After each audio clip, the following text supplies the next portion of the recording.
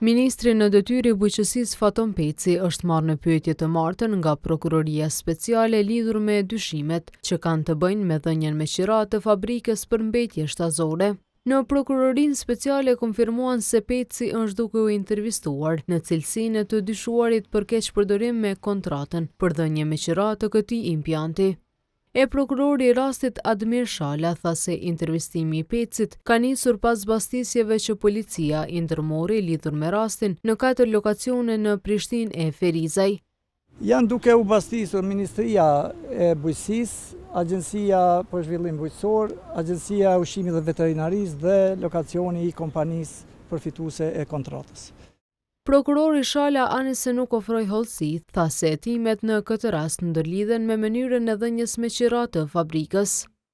Siç e dini, Prokuroria Speciale ka filluar një hetim lidhur me dhënien në shfrytëzim të fabrikës për përpunimin e nënprodukteve shtazore.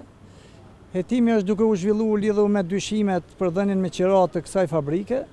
Jemi në fazën e hetimit, jemi duke i zhvilluar bastiset dhe kontrollet në bazë të urdhrit të gjyqtarit të procedurës paraprake të gjykatës themelore në Prishtinë, me kërkesë të Prokurorisë Speciale, po ashtu me autorizimin tonë, policia së bashku me ne është duke i ndërmarrë të gjitha veprimet e nevojshme.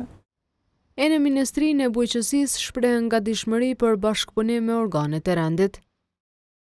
Që nga dita e parë jemi në dispozicion të organeve të rendit dhe drejtësisë, duke ofruar çdo informat për secilin interesim të tyrin, duke theksuar rëndësinë e sundimit të ligjit. Kemi bashkëpunuar ngushtë me këto institucione dhe do të vazhdojmë ta bëjmë këtë, të udhëhequr nga parimet e transparencës dhe llogaridhënies. Krahas ministrit në detyrë të bujqësisë, lidhur me rastin është intervistuar edhe kryeshefi i Agjencisë së Ushqimit e Veterinarisë Bekim Hoxha. Për intervistimin e Pecit ka reaguar ministria në detyrë e drejtësisë Albulena Agjiu. Unë jam shumë e bindur që ministri Peci e ka bërë një punë të jashtëzakonshme gjatë kohës sa ka qenë dhe sa vazhdon të jetë në Ministrinë e Bujqësisë. Nuk ka asgjë për të fshehur këtu, nuk ka pasur asnjë ndërhyrje nga ministri Peci, ne kemi pasur rastin që diskutojmë edhe para disa ditëve, edhe sot.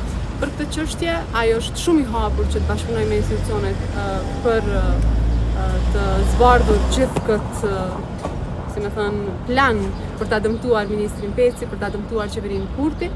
Ministri Peci është akuzuar një ditë më parë se ka bërë shkelje të ligjit për pronë publike, pasi që pa ankant publik ja ka dhënë pronën publike me qira për 20 vjet, një kompanie për fabrikë të mbetjeve shtazore.